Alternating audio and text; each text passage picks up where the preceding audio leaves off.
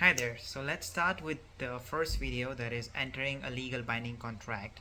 So I'm going to introduce my name is Aryan Chaudhary, and in this video I will be explaining about how a contract is made. First of all, contracts are a fundamental aspect of both commercial and personal engagements. It must be noted that whether it concerns purchasing a product, using someone's services, or signing an employment contract.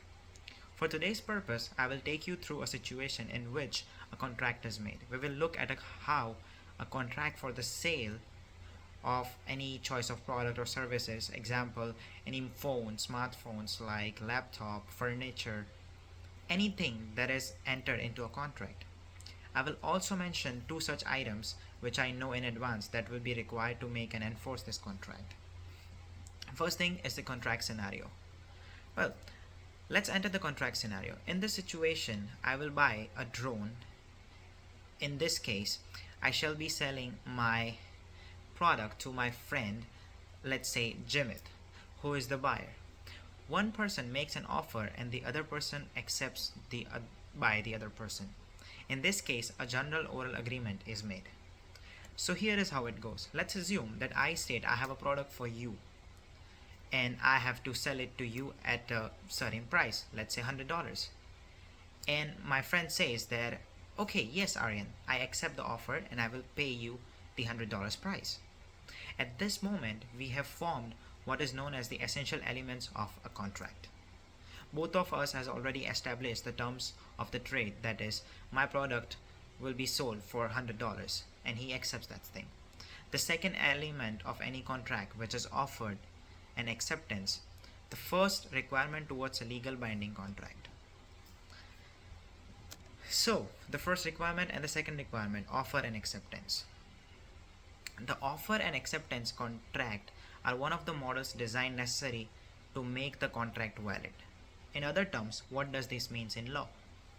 The offer speaks of a particular person's intention to contract with another, restating the conditions regarding which they are ready to sign an agreement.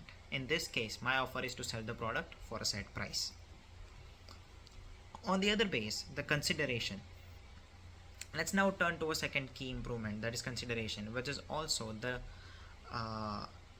primitive concept under the law of contract, in which parties exchange something of value. In this feature, which separates a contract from a more promise. For example, it is simple to determine what the consideration is. I'm offering my product, and my partner, Jimit, is offering me money in exchange. This is it. Consideration can also be something other than money. It can be some goods, services, like an exchanging other good in front of that product. For example, I'll just say that I will give a product to my friend Jimit without expecting anything from him. Then that is not an agreement but a simple promise and not even close to valid contract, because no consideration is being exchanged. Here we come to the conclusion. In summary, the two key points that we have considered so far can be viewed as essential for the enforceability of any contract: offer and acceptance and consideration. These two requirement parties are clear about what they are getting in and out of the deal, and something of material value is provided. This is what moves a mere consensus into a contract with legal backing, giving the parties legal cover in all situations pertaining to the agreement. And that is all. Thanks for watching.